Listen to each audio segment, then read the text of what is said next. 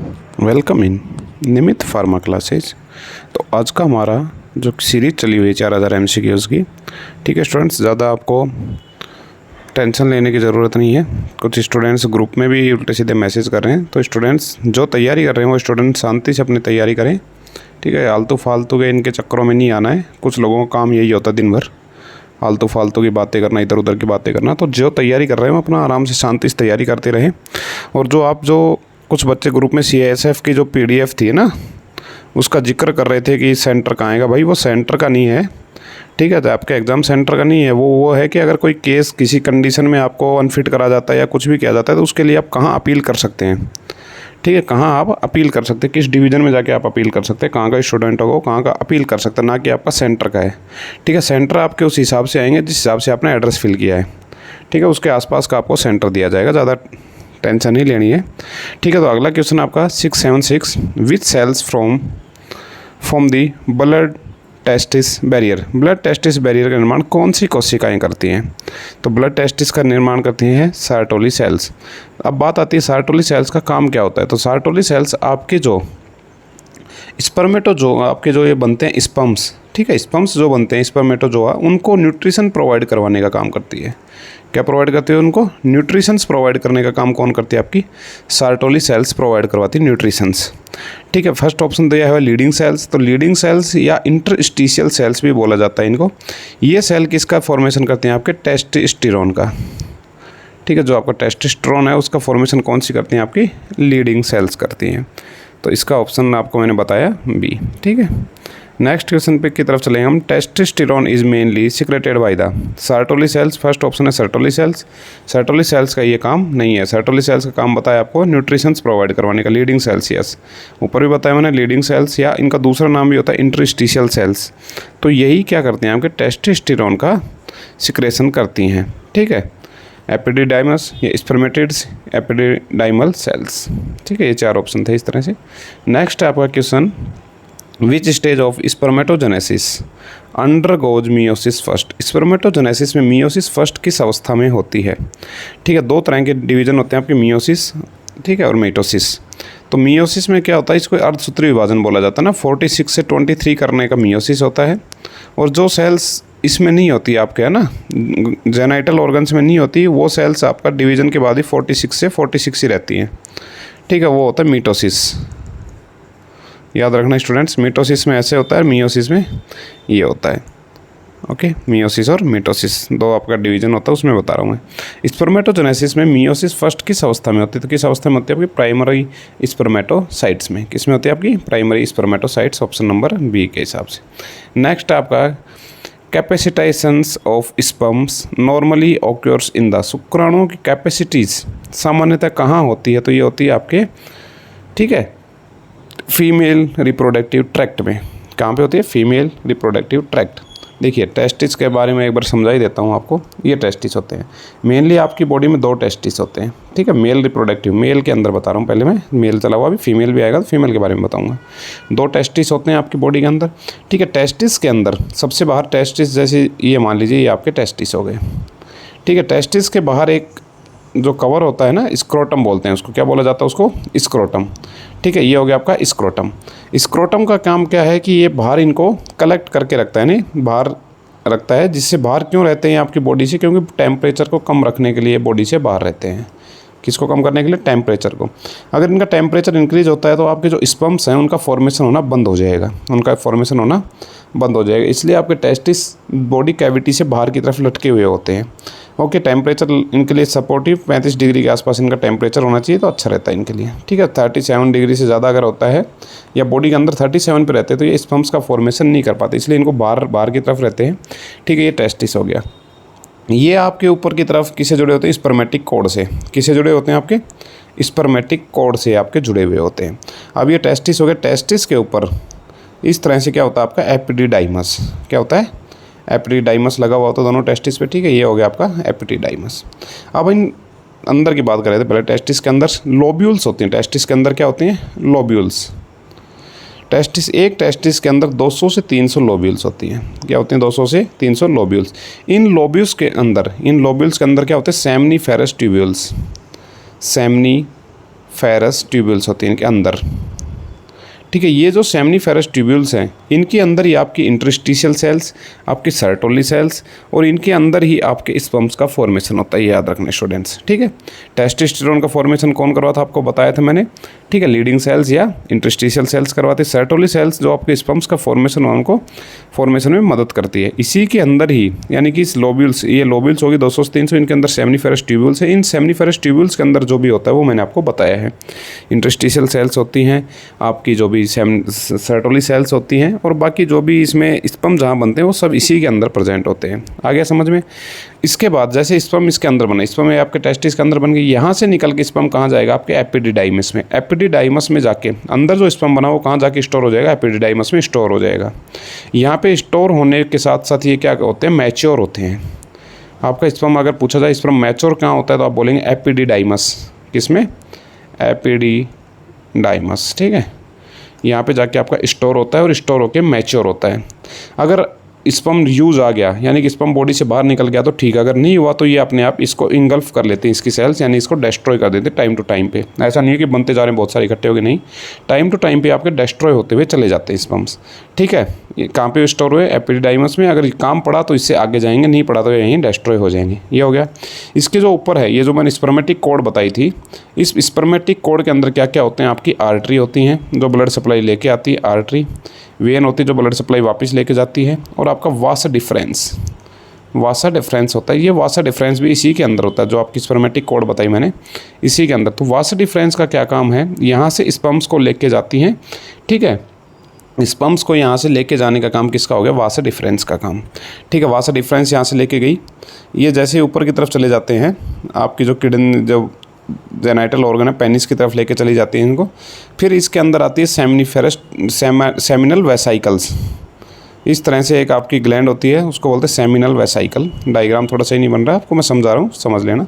Seminal vesicle होती है, ठीक है। इसके अंदर क्या होते हैं, ये न्यूट्रिशन प्रोवाइड करने का काम करते हैं किसको, आपके जो भी ये है ना, जो आपका सीमन का फॉर्मेशन होता है वो सेमिनल वेसाइकल्स में होता है। सीमन का फॉर्मेशन कहाँ होगा, आपके सेमिनल वेसाइकल में होगा, ठीक है। ये क्या देते हैं आपको, न्यूट्रिशंस देते हैं। फ्रक्टोज, मेनली फ्रक्टोज दिया जाता है कि जब आपका स्पर्म वेजाइना के अंदर जाएगा, वेजाइना मतलब फीमेल रिप्रोडक्टिव सिस्टम के अंदर जाएगा, तो वहाँ पे इनको न्यूट्रिशंस प्रोवाइड कर, किनको, आपके स्पर्म्स को न्यूट्रिशन प्रोवाइड करवाने का काम कौन करेगा, सेमिनल वेसाइकल का जो फ्लूइड इसने रिलीज़ किया है वो, ठीक है। यहाँ से फ्लूइड रिलीज हो गया, ये आगे की तरफ बढ़ेगा, ठीक है। स्पर्म इसके साथ मिल गया ना, यहाँ तक स्पर्म अकेले जा रहे थे, फिर इसके अंदर जो फ्लूइड था इसके अंदर स्पर्म्स मिले, और ये आगे जाके, जैसे मान लीजिए इधर बना देता हूँ, ठीक है, ये आपका पेनिस बनाता हूँ, आगे जाके यहाँ पे क्या होती है, प्रोस्टेट ग्लैंड होती है, यूरिनरी ब्लैडर के पास में जाके प्रोस्टेट ग्लैंड होती है। ये प्रोस्टेट ग्लैंड इसमें डालती है क्लॉटिंग फैक्टर्स।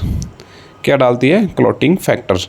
क्लॉटिंग फैक्टर्स क्यों ऐड किए जाते हैं इसमें, क्लॉटिंग फैक्टर्स का काम होता है जैसे आपका सीमन, सीमन कहाँ से रिलीज हो, सेमिनल वेसाइकल से। सीमन और आपके स्पर्म्स, क्लॉटिंग फैक्टर्स का काम होता है कि ये इनको, जो वेजाइना है और आपका वेजाइना से ऊपर क्या होता है, सर्विक्स पार्ट होता है, वहाँ पे जाके क्लॉट का फॉर्मेशन कर दें, यानी कि स्पर्म्स को और आपके सीमन्स को वहाँ पे जाके होल्ड करवा दे। वरना क्या होगा, अगर ये क्लॉटिंग मटेरियल नहीं डाला गया तो सीमन्स और ये जो सीमन और आपके स्पर्म्स ये वापस वेजाइनल रूट के थ्रू वापस बाहर आ जाएंगे, ठीक है ना। तो इनको होल्ड करने का काम कौन करता है, आपका एक क्लॉटिंग फैक्टर। वो कहाँ से रिलीज होता है, आपके प्रोस्टेट ग्लैंड से। कहाँ से रिलीज होता है, आपकी प्रोस्टेट ग्लैंड से, याद रखना, काम बता दिया मैंने, प्रोस्टेट ग्लैंड से रिलीज होता है। ओके स्टूडेंट्स, तो ये आपको मेन मैंने काम बता दी। एक थिक गाढ़ा सा पदार्थ स्रावित करता है कौन, प्रोस्टेट ग्लैंड, ठीक है। थिक फ्लूइड, वाइट मिल्क जैसा थिक फ्लूइड सिक्रेट करता है कौन, प्रोस्टेट ग्लैंड। अभी तक क्या बन गया, आपके स्पर्म्स मिल गए, उसमें सीमन सेमिनल वेसाइकल का फ्लूइड मिल गया, उसके बाद प्रोस्टेट ग्लैंड का फ्लूइड मिल गया। फिर एक आपकी और ग्लैंड होती है, बल्बो यूरिथ्रल ग्लैंड जो होती है, वो एक सिक्रेट करती है एक फ्लूइड। वो फ्लूइड क्या करता है, आपकी पीएच को मेंटेन करने का काम करता है। यानी कि इसके बाद यहाँ पे साइड में एक ग्लैंड होती है, वो यहाँ पे एक फ्लूइड सिक्रेट करेगी। तो सीमन रिलीज होने से पहले जो फ्लूइड आता है, जो क्या करता है, जो आपका यूरिनरी ट्रैक्ट था, जैसे आपका पेनिस था तो पहले यूरिनरी ट्रैक्ट ही तो था, वहाँ से यूरिन जा रहा था, उस यूरिनरी ट्रैक्ट को क्लियर करने का काम कौन सा करता है, उस ग्लैंड का फ्लूइड करता है। तो ये पीएच को मेंटेन करता है, ठीक है स्टूडेंट्स। तो ये आ गया आपका मेल रिप्रोडक्टिव सिस्टम के बारे में, जो इंपॉर्टेंट है वो मैंने आपको समझा दिया। इसमें से क्वेश्चंस कहाँ से बनते हैं वो बता देता हूँ। एक सेमिनल वेसाइकल से क्वेश्चन बनता है, ठीक है, यानी कि न्यूट्रिशनल डाइट कौन सिक्रेट करता है, आपका सेमिनल वेसाइकल, सीमन, है ना। जब ये सारा सीमन बन गया, जैसे सब फ्लूइड इकट्ठे होकर सीमन बन जाता है। अगर कई बार पूछा जाता है सीमन कितना ml होता है, तो 2 to 5 ml सीमन इसमें रिलीज़ किया जाता है। इस सीमन के अंदर लगभग कितने आपके स्पर्म्स हो सकते हैं, तो 40 से 100 मिलियन स्पर्म हो सकते हैं इसके अंदर, ठीक है। 40 से 100 मिलियन स्पर्म्स होते हैं। बट अगर कोई मेल की हेल्थ सही नहीं है तो उसमें स्पर्म्स का काउंट कम होता हुआ चला जाता है ना, वो फर्टाइल कम होता हुआ चला जाता है। तो ये मेनली मेल रिप्रोडक्टिव सिस्टम्स के बारे में क्वेश्चन पूछा जाता है कि स्क्रोटम के अंदर ही क्यों होते हैं, क्योंकि बॉडी को टेम्परेचर को इनको ज़्यादा टेम्परेचर सूट नहीं करता, इसलिए कम टेम्परेचर के लिए ये इनको बॉडी से ये बाहर होता है, ठीक है। दूसरा आपसे क्वेश्चन बनता है इसके अंदर कितने लोब्स होते हैं, तो लोब्यूल्स होती हैं 200 से 300 लोब्यूल्स होती हैं। अगला क्वेश्चन बनता है कि लोब्यूल्स के अंदर क्या प्रेजेंट होते हैं, तो बता सकते हैं आप सेमिनिफेरस ट्यूबुल्स होती हैं। सेमिनिफेरस ट्यूबुल्स के अंदर क्या होती है, तो आप बताएंगे इंटरस्टिशियल सेल्स, लीडिंग सेल्स, और इनके अंदर जो भी डिवीजन होता है वो सब इन्हीं के अंदर होता है। सेमिनिफेरस ट्यूबुल्स के अंदर आपकी स्पर्म्स का फॉर्मेशन होता है। जैसे स्पर्म्स का फॉर्मेशन हो गया, स्पर्म वहाँ से निकल के कहाँ चला जाएगा, आपके एपिडिडाइमस में। जो एपिडिडाइमस मैंने ये स्पर्म्स के ऊपर बताए थे ना, इस तरह से एक एपिडिडाइमस होता है, तो इस एपिडिडाइमस के अंदर चले जाते हैं, यहाँ पे स्टोर हो जाते हैं, ठीक है। आपसे पूछे storage of the storage of sperms, तो बोलेंगे आप एपिडिडाइमस। मैच्योर कहाँ पे होते हैं, तो आपके एपिडिडाइमस के अंदर होते हैं। अगला क्वेश्चन बनता है कि जो स्पर्मेटिक कोड है वो क्या है, तो स्पर्मेटिक कोड क्या हो गई, स्पर्मेटिक कोड के अंदर आर्टरी होती है, वेन होती है, और आपकी वास डिफरेंस होती है। वास डिफरेंस का क्या काम होता है, स्पर्म्स को यहाँ से लेके आगे की तरफ लेके चली जाती है वास डिफरेंस, ठीक है। जो आपका यूरिथ्रा था ना, वहाँ तक लेके जाती है वास डिफरेंस, ठीक है। वास डिफरेंस आगे कौन सी ग्लैंड से होती है, सेमिनल वेसाइकल से। वहाँ से क्या रिलीज होते हैं, न्यूट्रिशनल डाइट इनकी रिलीज होती है स्पर्म्स की। कहाँ काम आएगी वो, जब फीमेल रिप्रोडक्टिव ट्रैक्ट के अंदर जाएगा तो वहाँ पे वो डाइट काम आएगी, ठीक है। इनको डाइट काम आएगी। यहाँ से आगे जाती हैं प्रोस्टेट ग्लैंड के पास। प्रोस्टेट ग्लैंड अपना एक फ्लूइड सिक्रेट करती है जिसको क्लोटिंग फैक्टर बोलते हैं, जो एक गाढ़ा दूध जैसा पदार्थ होता है, ठीक है। वो सिक्रेट करती है, वो क्या करती है, क्लोटिंग करवाने का काम करती है। जो भी आपका सीमन था उसको क्लोट करवा देगी। क्लोट होने का मतलब कि वो सर्विक्स के अंदर आसानी से बैठा रहे आपका सीमन, जिससे मूवमेंट्स आगे की तरफ बढ़ सके उसका, किसकी तरफ, यूट्रस की तरफ, ना कि बाहर की तरफ। अगर इसमें प्रोस्टेट ग्लैंड के सिक्रेशन नहीं आएंगे तो उल्टा वेजाइनस की तरफ आएगा, और फीमेल जो है वो फर्टाइल नहीं हो पाएगी, है ना। फीमेल क्या होगी, फर्टाइल नहीं हो पाएगी, तो इसलिए इसका प्रोस्टेट ग्लैंड का काम होता है। फिर अगला आता है बल्बोयूरेथ्रल ग्लैंड का काम। क्या बताया मैंने, वो ग्लैंड क्या करती है, एक वाइट मिल्की पतला सा, यानी कि thin white milky fluid secrete करती है, जो अपना ये था यूरिन था उसके पीएच को या उसके जो भी माइक्रोब्स थे उसको डिस्ट्रॉय करने का काम करता है, ठीक है। ये हो गया आपका मेल रिप्रोडक्टिव सिस्टम के बारे में। एक अगला क्वेश्चन बनता है, एक क्वेश्चन आता है कि इरेक्टाइल, इसके अंदर पेनिस के अंदर इरेक्टाइल सेल्स मिलती हैं नहीं, तो इसका होता है कि पेनिस के अंदर इरेक्टाइल सेल्स मिलती हैं, उनके अंदर ब्लड फिल होता है। ब्लड फिल की मैकेनिज्म जब मैं आपको हाइपरटेंशन के ड्रग्स पढ़ाऊंगा तब बताऊंगा मैकेनिज्म कंप्लीट, ठीक है। अभी शुरू होने वाला है, इस क्लास के जस्ट बाद आपकी फार्माकोलॉजी स्टार्ट करते हैं, ठीक है। फिर उसके बाद बीच में कुछ सब्जेक्ट लेंगे, फिर दोबारा फार्माकोलॉजी लेंगे, ठीक है। तो इस तरह से आपको एक कंप्लीट मेल रिप्रोडक्टिव सिस्टम बता दिया। तो इससे अब कुछ भी क्वेश्चन आता है तो आपको ठीक करना है, ठीक है। जैसे इसमें एक ऑप्शन था ये टेस्टिस का बता दिया क्या होते हैं, एक था एपिडिडाइमस का बता दिया मैंने, वास डिफरेंस के बारे में बता दिया, और फीमेल रिप्रोडक्टिव ट्रैक्ट के आगे आएगा तो भी बता दूंगा, ठीक है। नेक्स्ट आपका which hormone stimulate Sertoli cells, Sertoli कोशिकाओं को कौन सा हार्मोन उत्तेजित करता है, तो सर्टोली सेल्स को उत्तेजित करता है फोलिकुलर स्टिमुलेटिंग हार्मोन, ठीक है। फर्स्ट ऑप्शन दिया है luteinizing hormone, FSH। Luteinizing hormone ovulation में काम आता है आपका, किस में काम आता है, ओवुलेशन में। ये क्या करता है, फॉलिकल्स को स्टिमुलेट करने का काम करता है। प्रोलैक्टिन मिल्क सिक्रेशन करवाता है, और HCG ह्यूमन गोनेडोट्रोपिन, इसके बारे में आप मुझे बताएंगे कहाँ से रिलीज होता है, ठीक है। ये तो सबको पता है फीमेल से रिलीज होता है, फीमेल के कौन सा पार्ट इसको रिलीज करने का काम करता है, ठीक है। ये आप कमेंट सेक्शन में मुझे इसका आंसर देंगे, अगर आगे आएगा तो मैं आपको बता दूंगा, और आप कमेंट सेक्शन में बताएंगे। The acrosomes of sperms is derived from the, शुक्राणुओं का एक्रोसोम किससे बनता है, माइटोकॉन्ड्रिया से, गोल्जी अपरेटस, न्यूक्लियस, सेंट्रियोल, तो गोल्जी अपरेटस से एक्रोसोम्स बनता है, ठीक है। एक्रोसोम कहाँ होता है, जिस तरह से ये आपका स्पर्म, मान लीजिए ये आपका स्पर्म हो गया, ठीक है। तो इसके जो आगे की जो टिप जो होती है ना, जिससे मुकाबला करता हुआ चलता है, आगे टकराता नहीं है, किसी से ब्रेक डाउन नहीं होता, तो ये जो टिप होती है ना, इसको ही बोला जाता है एक्रोसोम्स। जब इसके सेल डिवीजन होते हैं तो जो आपकी गोल्जी अपरेटस होती है उनको आगे इस शेप में एक ढाल की तरह यूज़ कर लिया जाता है ना, इस तरह से ढाल की तरह इसको यूज़ किया जाता है, उसी को एक्रोसोम बोला जाता है, ठीक है स्टूडेंट्स। माइटोकॉन्ड्रिया भी होते हैं स्पर्म के अंदर, वो क्या करते हैं, इसको एनर्जी प्रोवाइड करने का, ATP प्रोवाइड करने का। जब ये मोटाइल गति करता है, इसकी पूंछ के अंदर ज़्यादा माइटोकॉन्ड्रिया मिलते हैं, जब ये गति करता है ना फीमेल ट्रैक्ट में, तो ये माइटोकॉन्ड्रिया उसको काम आते हैं, ठीक है स्टूडेंट्स। नेक्स्ट है fertilization usually occurs in the which part of the uterine tube, निषेचन सामान्यतः फैलोपियन ट्यूब के किस भाग में होता है, तो ये होता है आपके एम्पुला भाग में। मेनली एम्पुला में होता है, बाकी भी जगह हो सकता है पर मेनली कहाँ पे पार्ट में होता है, एम्पुला पार्ट में होता है। ठीक है स्टूडेंट्स, ये क्वेश्चन बहुत बार पूछा हुआ है कि इसमें तो चलो मैंने डीपली पूछ लिया कौन से पार्ट के अंदर होता है, नहीं तो मेनली क्वेश्चन आता है कि फर्टिलाइजेशन मेनली कहाँ होता है, तो आप बताएंगे यूटेराइन ट्यूब या फेलोपियन ट्यूब के अंदर होता है आपका। ठीक है, इसमें मैंने इसलिए पूछा है कि वो भी पता चल जाए और आपको ये भी पता चल जाए एम्पुला, क्योंकि ज़रूरी थोड़ी एग्जामिनर ने वही मैंने जो सोचा वही पूछेगा, नहीं एग्जामिनर कहीं से पूछ सकता है, डीप भी पूछ सकता है, तो आपको एम्पुला जवाब भी याद रखना है। ठीक है, विच हॉर्मोन्स ट्रिगर्ड ओव्यूलेशन, ओव्यूलेशन किस हार्मोन के बढ़ने से होता है, तो अभी मैंने बताया LH के बढ़ने से होता है। ठीक है, FSH का क्या काम होता है, जो आपकी फॉलिकल्स थी ग्राफियन फॉलिकल्स, उनको क्या करता है, स्टिमुलेट करता है, यानी उनकी ग्रोथ को इंक्रीज करवाता है। जब ग्रोथ बढ़ जाती है, जब मैच्योर हो जाते हैं तो फिर लुटिनाइजिंग हार्मोन का लेवल बढ़ता है और वो क्या कराता है, उस तो फॉलिकल्स का उसको ब्रेक डाउन कर देगा, तोड़ देगा और उसमें से क्या निकल जाएगा, आपका अंडा, ओवम निकल जाएगा। ठीक है, लुटिनाइजिंग हार्मोन का काम हो गया। जैसे लुटिनाइजिंग हार्मोन वहाँ से रिलीज हो जाता है तो उसके बाद जो फॉलिकल्स थी वो किस में बदल जाती है, कार्पस ल्यूटियम में। कार्पस ल्यूटियम क्या सिक्रेट करती है, आपकी एस्ट्रोजन और प्रोजेस्टेरोन हार्मोन सिक्रेट करती है। ठीक है, जब अगर प्रेग्नेंट हो गई लड़की मतलब लेडीज़ तो ठीक है, नहीं हुई तो फिर ये कार्पस एल्बिकेंस में बदलता है और इसका हार्मोन का लेवल कम हो जाता है, हार्मोन का लेवल कम हो जाता है। ठीक है, अभी आगे आएगा तो मैं आपको बता दूंगा पूरा कंप्लीट एक्सप्लेनेशन के साथ। नेक्स्ट आपका 84 द कार्पस ल्यूटियम, ये आ गया ना, देखो हर जो मैं बता रहा हूँ वही आपके काम की चीज़ें बताई जा रही है ना आपका मैं एक सेकंड भी वेस्ट नहीं करना चाहता। कुछ स्टूडेंट बोलते हैं कि ऐसे ही व्यू बटोरने के चक्कर में, स्टूडेंट्स व्यू का कोई मामला नहीं है, जिसको पढ़ना है वही देखिए, फालतू देखने की कोई किसी की ज़रूरत नहीं। जिसको काम लगता है, जिसको लगता है हाँ मेरे काम का है तो पढ़िए, ऐसा कोई ज़रूरी नहीं है। ठीक है, एक स्टूडेंट्स व्हाट्सएप ग्रुप में भी कर रहा था, तो ऐसा कोई ज़रूरी नहीं है ना कि व्यू बटोरना होता तो कुछ और ही काम कर लेता मैं। ठीक है, ये मैं पहले करता हुआ आया हूँ टीचिंग, तो मुझे अच्छा लगता है, मैं मेरे लिए कर रहा हूँ। ठीक है, मुझे अच्छा लगता है कि मैं चाहता हूँ कि कोई अगर एक स्टूडेंट मेरी वजह से सेलेक्ट होता है तो कम से कम एक स्टूडेंट तो मुझे याद करेगा लाइफ टाइम।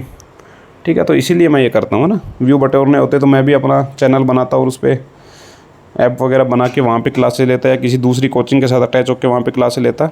ठीक है, तो ये आपको अगर गलत फहमी है इस तरह की व्यू का मामला है तो ये आपको गलत फहमी है बहुत ज़्यादा।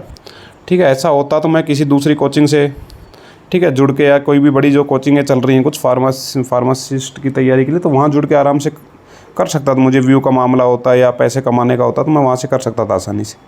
ठीक है, ऐसा नहीं है कि ऑप्शन नहीं है, ऑप्शन बहुत थे, बट वो नहीं करना था, इसलिए मैंने अपना खुद का देखा कि भाई यहाँ जिन स्टूडेंट्स की मदद हो सके उनकी मैं मदद कर देता हूँ। ठीक है, जिनको लगे तो ठीक है, बाकी आपकी इच्छा है, किसी को कोई फोर्स नहीं है कि भाई देख या ऐसा कर, ऐसा कोई फोर्सफुली आपको नहीं कहा जा रहा है यहाँ पे। ठीक है, जैसा आपको उचित लगे वो करना है। ठीक है, आपको अपनी स्वतंत्रता का अधिकार है, तो आप जैसा उचित लगे, बट जो भी पर्सनल ग्रुप मैंने बनाया है उसमें फालतू के मैसेज ना करें। आपको अगर काम का लगता है तो वो ठीक है, अगर आपको नहीं लगता है तो आप ग्रुप से भी रिमूव हो सकते हैं अपने आप। ठीक है, या आप जो भी आप नहीं देखना चाहते, कोई ज़रूरी फोर्सफुली नहीं दिखाया जा रहा आपको। ठीक है, आपको ज़रूरत है, आपको लगता है मेरे काम आ सकता है तो ही आप देखिए। ठीक है, तो और कुछ स्टूडेंट्स जो पढ़ने वाले हैं वो आराम से अपनी शांति से पढ़ाई करें, बट कुछ लोग जिनको ना पढ़ना होता है ना कुछ काम, बस उनको इधर उधर भटकना है, तो वो आराम से भटकते रहिए, बट ग्रुप में फालतू के मैसेज ना करें। ओके स्टूडेंट्स, देखिए 684 the corpus luteum mainly secrets, corpus luteum मुख्यतः कौन सा हार्मोन स्रावित करता है, एस्ट्रोजन, प्रोजेस्टेरोन, FSH और ऑक्सीटोसिन। तो जो आपका कार्पस ल्यूटियम है, कार्पस ल्यूटियम आपका प्रोजेस्टेरोन हार्मोन का सिक्रेशन करता है, बट थोड़ी सी मात्रा में एस्ट्रोजन का भी सिक्रेशन करता है ना, एस्ट्रोजन और प्रोजेस्टेरोन दोनों का सिक्रेशन करता है, बट एस्ट्रोजन कम। इसमें ओनली लिखा है, अगर मैं ओनली हटा के यहाँ पे बोथ कर देता तो बोथ ऑप्शन ठीक हो जाता आपका। ठीक है स्टूडेंट, बोथ ऑप्शन आपका ठीक हो जाता। नेक्स्ट आपका the endometrium is mainly influenced by the, endometrium मुख्यतः किस हार्मोन से प्रभावित होती है। अब बात आती है एंडोमेट्रियम क्या है। तो एंडोमेट्रियम आपकी यूट्रस की सबसे अंदर वाली लेयर, किसकी, यूट्रस की सबसे अंदर। यूट्रस में 3 लेयर होती है, एंडोमेट्रियम, उसके 2 नंबर पे होती है मायोमेट्रियम और सबसे ऊपर होती है पेरीमेट्रियम। ठीक है, 3 लेयर होती है, सबसे बाहर वाली पेरी, बीच वाली मायो और सबसे अंदर वाली एंडोमेट्रियम होती है। जब आपको जो मेंस्ट्रुअल साइकिल के अंदर जो ब्लड आता है, वो ब्लड में भी क्या आती है, आपकी एंडोमेट्रियम ही टूट के ब्लड के अंदर आती है।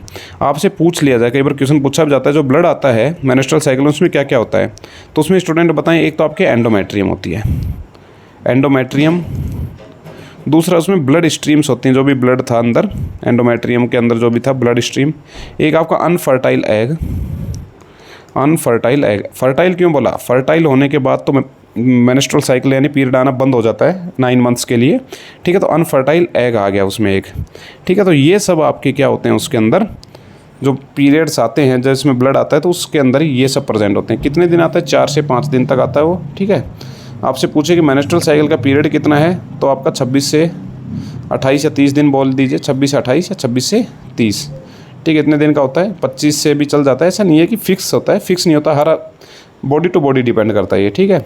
तो ब्लड के बारे में बता दिया, कितने दिन आता है? 4 से 5 दिन। उसके बाद अगली फेज स्टार्ट होती है, ठीक है, जिसको बोलते हैं प्रोलिफरेटिव फेज, है ना। इसमें क्या होता है, आपके एंडोमेट्रियम दोबारा से बनने लगती है, आपके हार्मोन्स का लेवल बढ़ता है, ये सब इसमें होता है। अगर उसके बाद 20 से 21 दिन के बाद अगर एग फर्टाइल हो गया तो ठीक है, नहीं हुआ तो वापस से फिर वही साइकिल आती है आपकी, ठीक है स्टूडेंट्स। तो endometrium is mainly influence by the progesterone hormone. क्या आएगा इसमें? प्रोजेस्टेरोन, ठीक है। तो इसका प्रोजेस्टेरोन आ जाएगा। कहाँ से रिलीज होता है प्रोजेस्टेरोन? मैंने पहले ऊपर क्वेश्चन में भी आया है, कार्पस ल्यूटियम के द्वारा, ठीक है। नेक्स्ट क्वेश्चन है, which phase of the menstrual cycle is dominated by the oestrogen. मासिक चक्र का कौन सा चरण एस्ट्रोजन प्रधान होता है? तो कौन सा होता है? Proliferative phase. मेंस्ट्रुअल फेज अभी जो मैंने बताया 4 से 5 दिन, ठीक है, 4 से 5 दिन ये फेज होता है आपका। उसके बाद कौन सा फेज आता है आपका? सेकंड नंबर पे आपका फेज आता है प्रोलिफरेटिव फेज। कौन सा फेज आता है सेकंड नंबर पे? प्रोलिफरेटिव फेज, ठीक है। ये फर्स्ट फेज हो गया, ये आपका सेकंड फेज हो गया। इस फेज के अंदर आपका एस्ट्रोजन ज़्यादा होता है। एस्ट्रोजन से क्या होगा, आपके बॉडी के अंदर चेंजेस आएंगे, यानी कि एग को फर्टाइल होने के लिए आने के लिए पहले ये ग्राउंड तैयार करते हैं ना, और ये आपका थर्ड स्टेप हो गया, सेक्रेटरी फेज, ठीक है स्टूडेंट्स। याद करना, हर चीज़ को समझते हुए चलना है अच्छे से, रटना कुछ नहीं है। बोलते हैं फार्माकोलॉजी रटो, नहीं, फार्माकोलॉजी जब मैं आपको पढ़ाऊँगा अभी, ठीक है। आप फार्माकोलॉजी स्टार्ट करेंगे तो आपको अभी तक लगता हुआ आएगा कि रटना है, रटना नहीं स्टूडेंट्स, उसको समझना है। जितना अच्छा समझोगे उतना अच्छा मज़ा आएगा आपको ना, रटना नहीं पड़ेगा, भूलोगे नहीं। नेक्स्ट क्वेश्चन है, HCG is secreted by the human. ये क्वेश्चन तो बहुत बार आ चुका है, ये क्वेश्चन तो हर एग्ज़ाम मान लीजिए आप, यानी कि अगर 100 आप फार्मासिस्ट के एग्ज़ाम देंगे तो 90 में आपको ये क्वेश्चन मिलेगा, 90 में, ठीक है। HCG is secreted by the, कहाँ से सिक्रेट होता है? Corpus luteum, placenta, ovary, pituitary gland. तो कहाँ से रिलीज होता है? आपकी प्लेसेंटा से रिलीज होता है। कॉर्पस ल्यूटियम से क्या होता है आपका? प्रोजेस्टेरोन, ठीक है। ओवरी से क्या रिलीज होते हैं आपकी? ये ओवरी से तो होता है, कॉर्पस ल्यूटियम ओवरी के अंदर होता है। कहाँ पे होता है आपका कॉर्पस ल्यूटियम? ओवरी के अंदर, ठीक है ना। जो ओवरी है उसके अंदर कॉर्पस ल्यूटियम होता है। पिट्यूटरी ग्लैंड से तो बहुत सारे बताए थे, बट ये नहीं बताया था मैंने, HCG, ठीक है। नेक्स्ट क्वेश्चन है, which ligaments primarily support the ovary. अंडाशय को मुख्य रूप से कौन सा लिगामेंट सहारा देता है? तो आपके ओवेरियन लिगामेंट, ठीक है। ओवेरियन लिगामेंट्स आपकी ओवरी को सहारा देते हैं। जैसे ये ओवरी होगी तो एक क्वेश्चन वो भी आता है फिम्बरी का। तो यहाँ पे जिस तरह से अंडा निकलेगा तो इसको एक फिम्बरी जो होती है, फिम्बरी इनको कलेक्ट करने का काम करती है, ठीक है। एग को कलेक्ट करने का काम कौन करती है? फिम्बरीज करती है, ठीक है, ये याद रख लेना एक। नेक्स्ट क्वेश्चन है, विच सेल्स प्रोड्यूस इनिबीन्स इन मेल्स। पुरुषों में इनिबीन का उत्पादन कौन सी कोशिकाएं करती हैं? ठीक है, तो इनिबीन्स का कौन सी कोशिकाएं करती हैं? आपकी सर्टोली सेल्स। इनिबीन्स क्या होते हैं कि आपके इनके सबके सिक्रेशंस को कम करने का काम करते हैं लीडिंग सेल्स के, ज़्यादा नहीं तो वरना ज़्यादा टेस्टोस्टेरोन बन जाएगा, ज़्यादा ये आपके जो ये हो रहे हैं कि स्पर्म्स का फॉर्मेशन हो जाएगा, तो उसको थोड़ा कंट्रोल करने के लिए इनिबीन हार्मोन्स का सिक्रेशन किया जाता है। तो इनिबीन्स का सिक्रेशंस क्या काम करता है आपका? कहाँ से रिलीज होता है? पहला तो सर्टोली सेल से रिलीज होता है, ठीक है। ये इनिबीन्स का काम क्या होता है? ये करते हैं जो इनिबिट करते हैं किसको? फॉलिकुलर स्टिमुलेटिंग हार्मोन्स को। यही फॉलिकुलर स्टिमुलेटिंग हार्मोन तो आपको स्पर्म्स का फॉर्मेशन करवा रहा था, तो उसको कंट्रोल करने का काम कौन करते हैं? आपके सर्टोली सेल्स। नेक्स्ट है, which hormone maintains pregnancy during the first trimester. गर्भावस्था की प्रथम तिमाही में गर्भ को बनाए रखने के लिए मुख्यतः भूमिका किसकी होती है? ठीक है स्टूडेंट्स, ये याद रखना आपको ना, किसकी होती है? तो आपकी इसके आंसर आ जाएगा HCG, ह्यूमन गोनेडोट्रोपिन हार्मोन। इसी के अंदर इसकी तो होती है। क्यों होती है? क्योंकि उस टाइम आपकी बॉडी में प्रोजेस्टेरोन का लेवल बहुत ज़्यादा चाहिए आपको ना, प्रोजेस्टेरोन वगैरह का लेवल भी ज़्यादा चाहिए, इसलिए ये आपको वहाँ पे उसको जो फीटस जो आपका अंदर है फीटस, उसको उसके अंदर माहौल वहाँ अंदर यूट्रस के अंदर उस तरह का इन्वायरमेंट बनाने में आपकी मदद करता है HCG हार्मोन, ठीक है। इसलिए जिन फीमेल्स को फर्स्ट ट्राइमेस्टर के अंदर प्रोजेस्टेरोन की टैबलेट्स भी खिलाई जाती हैं, ठीक है, इसलिए खिलाई जाती हैं कि जो फीटस है वो अच्छे से वहाँ पे बाइंड हो जाए। ठीक है, 5 वीक का जब होता है तो लगभग वहाँ प्लेसेंटा का फॉर्मेशन हो जाता है ना, 5 वीक में प्लेसेंटा बनने लग जाती है, जिससे वो बच्चा अच्छे से ग्रोथ स्टार्ट हो जाती है। उससे पहले थोड़ा दिक्कत का मामला ज़्यादा होता है। The germinal epithelial covers the, जो जर्मिनल एपिथीलियल किसे ढकता है, तो वो किसको ढकता है, आपकी ओवरी को। ठीक है, किसको ढकता है, आपके ओवरी। यूट्रस से, देखो यूट्रस से क्वेश्चन पूछा जाएगा तो यूट्रस से क्वेश्चन पूछा जाता है 3 कितने लेयर्स होते हैं, एंडोमेट्रियम, दूसरी होती है मायोमेट्रियम और सबसे बाहर होती है पेरीमेट्रियम, ये याद रखना है। ओवरी के बारे में पूछा जाए तो कौन कौन से हार्मोन इसमें अंदर काम आते हैं, FSH काम करता है, LH काम करता है पहले। जब अंडा रिलीज हो गया उसके बाद इसमें प्रोजेस्टेरोन बनेगा और आपका एस्ट्रोजन बनेगा। ठीक है ना, ये याद रखना है। सर्विक्स कहाँ होता है, आपकी वेजाइना से जस्ट ऊपर आपका सर्विक्स होता है। तो जो भी सीमन वेजाइना के अंदर सिक्रेट किया जाता है वो सबसे पहले कहाँ जाता है, सर्विक्स के अंदर ही जाता है। तो जो मैंने बताया था प्रोस्टेट ग्लैंड, वो प्रोस्टेट ग्लैंड इस सर्विक्स के अंदर ही आपके सीमन को क्लोट करवाने का काम करता है।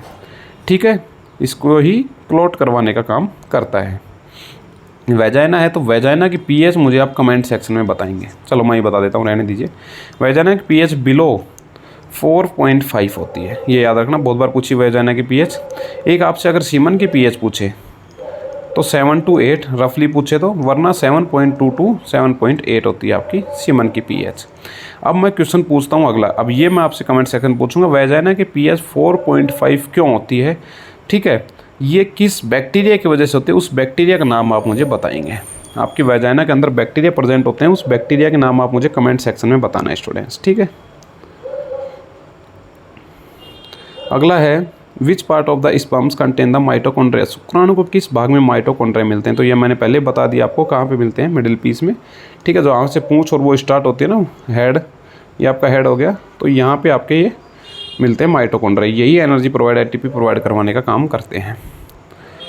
ठीक है, नेक्स्ट क्वेश्चन है आपका, the normal duration of spermatogenesis approximately, spermatogenesis की सामान्य अवधि कितनी होती है, तो कितनी होती है आपकी 64 to 74 डेज। ठीक है, तो एक स्पर्म कितने दिन में जाके तैयार होता है, इतने दिन में, तो 64 to 74 डेज में तो वो अंदर बन रहा है, फिर उसका मैच्योर भी होना है, फिर वो उसके बाद मैच्योर होना है, यानी कि 3 महीने की मेहनत लगती है एक स्पर्म को बनने में। कितने महीने की, 3 महीने की। अगर 3 महीने आपने बहुत अच्छी एक्सरसाइज और बहुत अच्छा खाना खाया, उसके बाद जो आपके स्पर्म्स बनेंगे वो बहुत अच्छे क्वालिटी के स्पर्म्स बनते हैं स्टूडेंट्स। ठीक है, तो स्पर्म्स का कितने होते हैं, 64 to 74 डेज।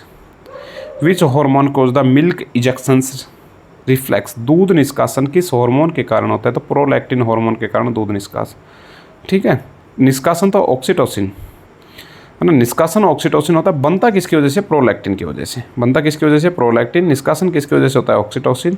एस्ट्रोजन और प्रोजेस्टेरोन, प्रोजेस्टेरोन क्या काम करता है, आपके जो भी गर्भावस्था है उसको कंट्रोल करने का काम प्रोजेस्टेरोन करता है, और एस्ट्रोजन आपकी प्रोलिफरेटिव फेज को एक्टिव यानी स्टिमुलेट रखने का काम करता है। ठीक है, सबके काम बता दिए मैंने आपको। हाँ, एक क्वेश्चन और, फीमेल्स के अंदर जो सेकेंडरी सेक्सुअल कैरेक्टरिस्टिक्स हैं वो कौन से हार्मोन की वजह से आते हैं, वो आप मुझे कमेंट सेक्शन में बताएंगे, और मेल्स के अंदर भी कौन से जाते हैं वो भी बताएंगे आप। The primary oocytes remains the arrested in which the stage of the until puberty, primary oocyte यौवन तक किस अवस्था में रुकी रहती है, तो किस अवस्था में रुकी रहती है, प्रोफेज 1 में रहती है।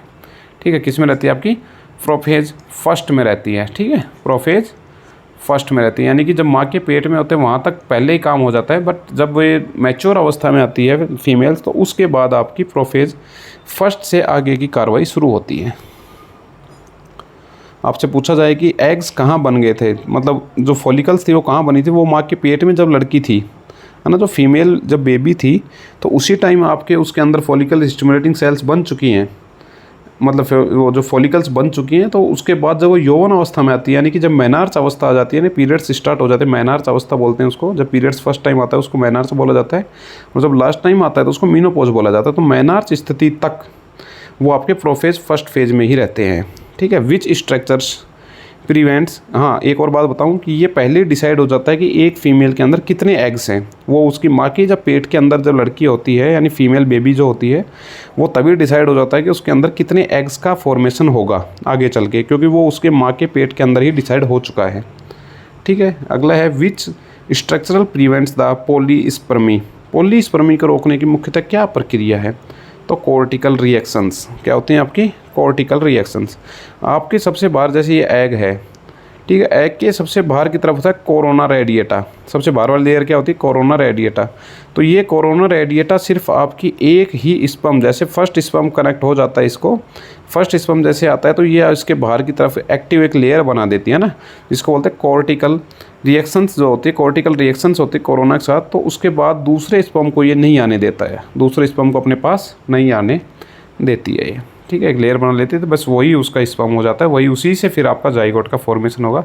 एक बात और बताऊं, जो आपकी फैलोपियन ट्यूब थी उसी के अंदर मैंने बताया था एम्पुला पार्ट के अंदर मेनली क्या होता है, आपका स्पर्म और ओवम मिलते हैं, तो वहाँ से जाइगोट बनता है। तो ये जाइगोट बनता हुआ कहाँ, फैलोपियन ट्यूब से बनता हुआ चलता है और धीरे धीरे जाके कहाँ जाता है, यूट्रस के अंदर जाता है। तो आपसे पूछे यूट्रस में क्या फर्टाइल होते हैं, नहीं, फर्टाइल फैलोपियन ट्यूब में होगा, वहाँ से जाइगोट जाएगा धीरे धीरे, वो जाइगोट आपके यूट्रस पे बाइंड होता है, ठीक है। यूट्रस कहाँ प्रेजेंट होता है, तो आपकी पेल्विक कैविटी में प्रेजेंट होता है।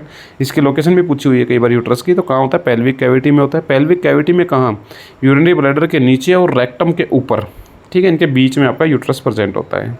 इसलिए जब कोई औरत प्रेग्नेंट होती है तो उसके यूट्रस में भी और आपके रेक्टम में, यानी कॉन्स्टिपेशन की और फ्रिक्वेंट यूरिन की समस्याएं बढ़ती हुई चली जाती हैं, ठीक है। नेक्स्ट क्वेश्चन है, which placental hormones in diabetogenic in pregnancy, गर्भावस्था में डायबिटोजेनिक प्रभाव वाला प्लेसेंटा हार्मोन कौन सा है, तो वो हार्मोन हो गया आपका HPL, ह्यूमन प्लेसेंटल लैक्टोजन, ठीक है। इस तरह की जिन फीमेल्स को प्रॉब्लम आती है, बट जैसे ही उनकी डिलीवरी हो जाती है तो वो नॉर्मल कंडीशन में आ जाती हैं, फिर उसके बाद उनको डायबिटीज़ की प्रॉब्लम नहीं आती है, ठीक है स्टूडेंट्स। ये तब तक ही रहती है जब वो प्रेग्नेंट रहती हैं, क्योंकि ये किससे रिलीज हो रहा है, आपके ह्यूमन प्लेसेंटल लैक्टोजन होता है जो आपकी प्लेसेंटा से रिलीज हो रहा है ना। जब प्लेसेंटा जैसे ही प्रेगनेंसी के बाहर आएगी तो उसके बाद ये आपका ख़त्म हो जाती है डायबिटीज़।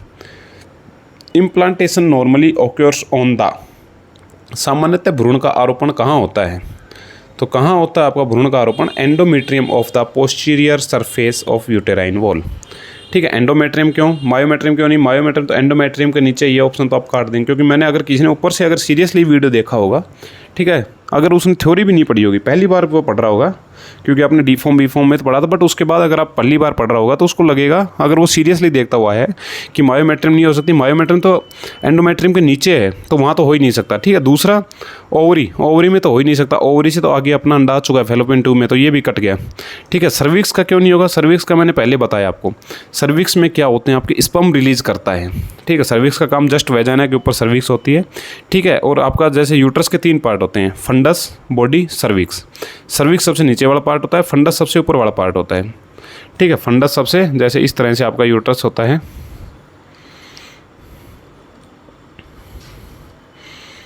ठीक है, इस तरह से, ये थोड़ा डायग्राम इस तरह से आपको यूट्रस होता है, नीचे सबसे ये थोड़ा इसको ऐसे मानिए, ठीक है, इस तरह से होता है आपका, फिर नीचे आपकी वेजाइना होती है, ये आपकी वेजाइना हो गई, ठीक है। यहाँ पे ये पार्ट जो होता है ये सर्विक्स होता है, तो स्पर्म्स यहाँ रिलीज़ किए जाते हैं ना, स्पर्म्स यहाँ रिलीज़ किए जाते हैं, यही प्रोस्टेट ग्लैंड का जो सिक्रेशन था वो मैंने बताया था।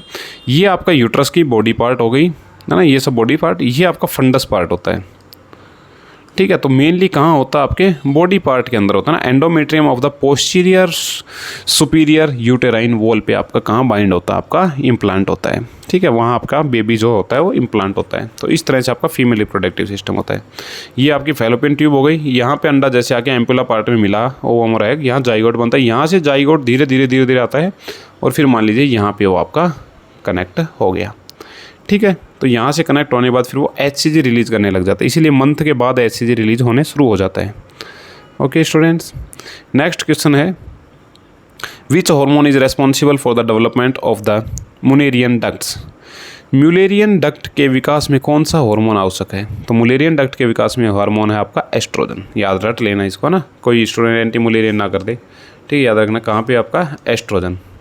डाईहाइड्रोटेस्टोस्टेरोन, इसकी टैबलेट्स भी आती हैं, जिन स्टूडेंट जिन मेल्स के अंदर टेस्टोस्टेरोन कमी हो जाती है उनको कौन सी टैबलेट दी जाती है, डाईहाइड्रोटेस्टोस्टेरोन की टैबलेट्स दी जाती हैं। नेक्स्ट है the first polar body is form at the completions of, प्रथम पोलर बॉडी किसके पूर्ण होने पर बनती हैं, तो किसके पूर्ण होने पर बनती हैं, आपके मियोसिस के पूर्ण होने पर बनती हैं, ठीक है। नेक्स्ट है इस तरह से, ठीक है, इस तरह से हमारा ये हो गया तो मैंने आपको मेल और फीमेल दोनों रिप्रोडक्टिव सिस्टम बताए हैं। तो सबसे इंपॉर्टेंट क्वेश्चन भी मैंने बताया, एक HCG को रट रहे हैं, ये 25 के 25 क्वेश्चन तो आपको याद होने चाहिए। जो समझाया है उसके साथ मान लीजिए कम से कम 70-80 क्वेश्चन हो गए होंगे। इनको अगर आप समझ लेंगे चारों तरफ से घूम फिर के, तो इससे बाहर आपका क्वेश्चन नहीं बनता है। ठीक है, कुछ स्टूडेंट बोलते हैं सर ये 25 के 25 आएंगे। नहीं भाई, 25 नहीं आएंगे, बट इसके आसपास जो मैंने समझाया है ना, वही क्वेश्चन आते हैं। जो इंपॉर्टेंट होता है वही मैं लेके आता हूँ। ठीक है, बड़ी मेहनत से ये 25 क्वेश्चन बनते हैं, तो इनको बड़ी मुश्किल से ढूंढ ढांड के निकाल के पढ़ा के निकाला जाता है, फिर उसके बाद आपको समझाया जाता है। मेरा मकसद यही रहता है कि जितना मैंने समझाया है अगर वो स्टूडेंट समझ लेता है तो उसको बाकी आपके जो भी थ्योरी, आपके पास थोड़ा बहुत थ्योरी का लेक्चर है अगर, ठीक है, थोड़ा बहुत आपके थ्योरी है तो उसको आप पढ़ के आप सोल्व कर सकते हैं। ठीक है स्टूडेंट्स, अच्छे से तैयारी करिए। हम कोलॉजी शुरू करेंगे। ठीक है, तो कोलॉजी के लिए आप तैयार रहिएगा। बहुत अच्छा सेशंस आने वाले हैं कोलॉजी के आपके लिए, इंपॉर्टेंट क्लासिफिकेशन वगैरह। ठीक है, मिलते हैं तब तक नेक्स्ट वीडियो में। लगे रहिए, तैयारी करते रहिए। ठीक है, और खुश रहना है ना, डिप्रेशन वगैरह में किसी को कुछ नहीं जाना, और आलतू फालतू लोगों से बच के रहना है स्टूडेंट्स। ओके, मिलते हैं नेक्स्ट वीडियो में, तब तक के लिए जय हिंद, जय भारत।